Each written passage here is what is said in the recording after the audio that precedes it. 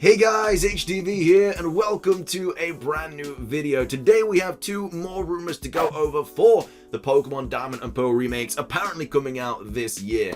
The first rumor is apparently from a translator and the other rumor talks about Cyrus' team that came out ages ago. Now of course these are just rumors at the end of the day, so as always take them with a grain of salt. We don't know if they're true or not, but it's always fun to take a look at them and just try and see what could be happening for the next Pokemon games. If you are excited for today's video though, drop a like down below. Let's try and hit 500 likes. Make sure to leave a comment. What do you think we're going to be getting this year? And subscribe if you're brand new. We do daily Pokemon content and live streams on the channel. Keep you up to date with everything Pokemon as well. With all of that out of the way though, let's get into the video and take a look at some more Pokemon rumors.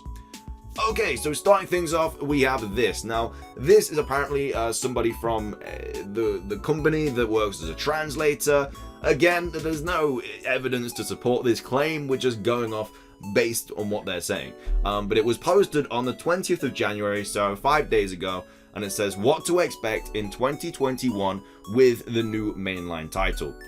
So it says, "Hi, I'm a translator for one of the workers at Game Freak." Doesn't say what language they translate to. They just be like, oh, if I just put this in at the start, it'll mean that people believe me. We ain't believing you, mate. You gotta get up pretty early to get past us. But anyway, I'm a translator for one of the workers at Game Freak, and we decided to leak some information where we can remain somewhat anonymous. So he says where we can remain. So he says I am a translator, and then he says we can remain. So is it one or more people? Who knows? But it says we, or specifically my co-worker that can't speak English, are here to tell you about the Diamond and Pearl remakes and what to expect. So apparently there's someone that works at Game Freak and then his English translating buddy who are leaking all of this information. Great. First we have to tell you that we have put in so much work into the games. Bro, this guy's trying to take credit. Bro, you just translating the language. You didn't put loads of work into the games. And it says, with Morimoto's game philosophy in mind, meaning we want to focus on having the game satisfy as many people as possible. We started on the Diamond and Pearl remakes since early 2019, which makes sense to be fair, because obviously, Sword and Shield came out at the end of 2019, and obviously they had one team working on the DLC, being the Isle of Arm and the Crown Tundra, and then they had another team working on the Diamond and Pearl remakes, or whatever the next game is going to be. So that actually does add up, to be fair, because like I said, there's multiple teams working in Game Freak on the different games. So we are on the A team. Oh yeah, so he's done his research. Okay, he's done his research. There is an A team and a B team. Fair play. But these are on the A team, and we're working on a project known as Temporal Diamond and Celestial Pearl, while the B team was creating Sword and Shield, which then released November of 2019. They've done the research. Hats off to them. It's not just some random guy that's been like, believe me. This guy has actually done his research. Fair play. But enough rambling about that. Allow us to tell you the features and the hard work we put into the game. We have worked so hard on the TDCP that I even had an old co-worker tell me that this is the hardest he has worked on a Pokemon game since Heart Gold and Soul Silver. Now that we got that out of the way, let me tell you what to expect in these remakes. It's better if I simplify it in the list form. Let's start with the additions. So number 1, you'll get a shiny Gibble with egg moves as a mystery gift. So that's nothing crazy. Like they usually give out like some sort of gift through mystery gift when a new game comes out. I can't remember all the different ones we got. I think in Ultra Sun and Ultra Moon we got the Rockruff. I think in Sun and Moon we got Munchlax with the Z move. And then I think in Auras we might have got a shiny Beldum with the Metagrossite, and then I think in X and Y we got Speed Boost Torchic, so I actually remember them all. But yeah, they were all the ones that we got. I don't know if we got one for Let's Go. It might have been a Meowth. Oh no, Gigantamax Meowth was for Sword and Shield.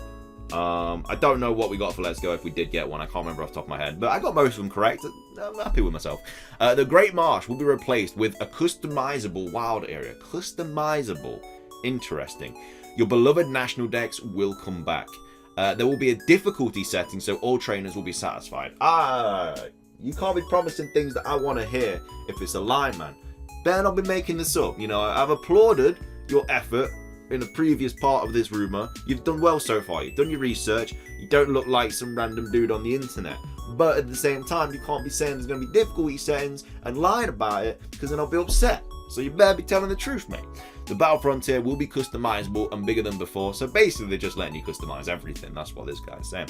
The routes connecting to the battle zone will be replaced with another customizable wild area. Bloody hell, have they done anything in this game, or do they just want us to customize everything? But it'll be a wild area of some of the post-game Pokemon outside of the regional decks. The other post-game Pokemon will be in the other wild area that was once the Great Marsh. The Underground will return with more perks and hidden bonuses. That is all of the information you have for now. Do what you like with this information and have a good day. Oh, that's very nice of him. So obviously there's nothing in there about Mega Evolutions, Dynamaxing, Gigantamaxing, nothing about that. He's just basically wrote a couple paragraphs on why we should believe him, and then he's just bullet pointed the things that are going to be changing. From what he said, like, I wouldn't mind that to be true. Like, multiple wild areas, big old underground, obviously National Dex is back. Like, nothing that he said is anything like, I'm not about that. I'm 100% everything behind everything he said. But I mean, it doesn't sound like ridiculously fake, but obviously anyone can do their research, you know, and put all this. So, you know, obviously don't believe him straight away. Wait until we actually get some information. And hey, if we get a trailer and it shows like multiple wild areas that you can customize, then round of applause to this guy. He's, you know, risked his job.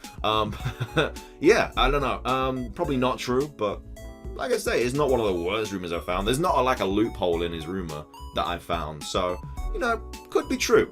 But that's the first rumor that we're going to be going over today. So that was posted on the 20th of January.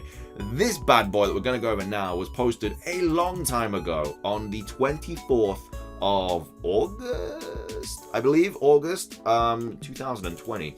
And it's titled Pokemon DDDP, which is Dawn, Diamond, and Dusk Pearl, which we have the Cyrus last battle. So this is an interesting rumor because it just talks about Cyrus's team, which rumors don't tend to do. They don't usually do that.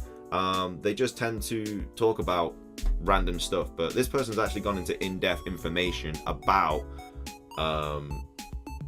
Cyrus's team.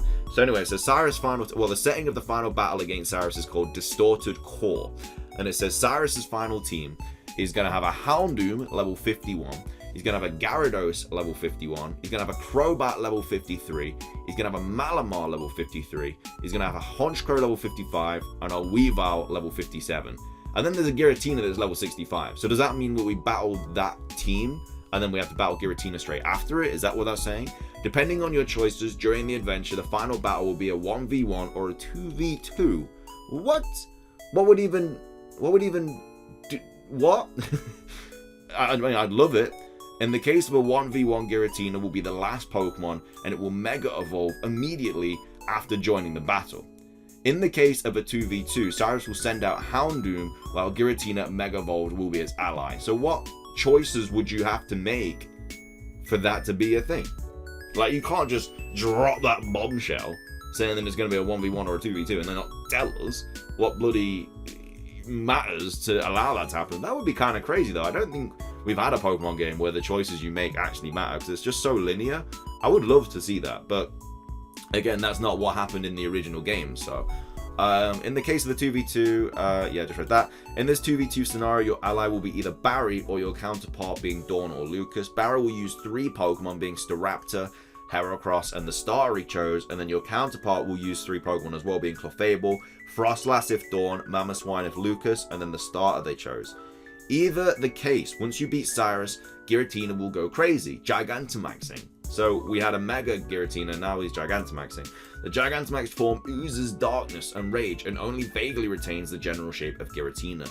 At that point, Cynthia and the other one between Barry and your counterpart will join you, fighting the Gigantamax Giratina in a 4v1. So it's Mega Giratina that becomes Gigantamax Giratina, which becomes a raid battle, which becomes a 4v1. And anyway, it then goes on to say Cynthia will use her Garchomp and her Lucario.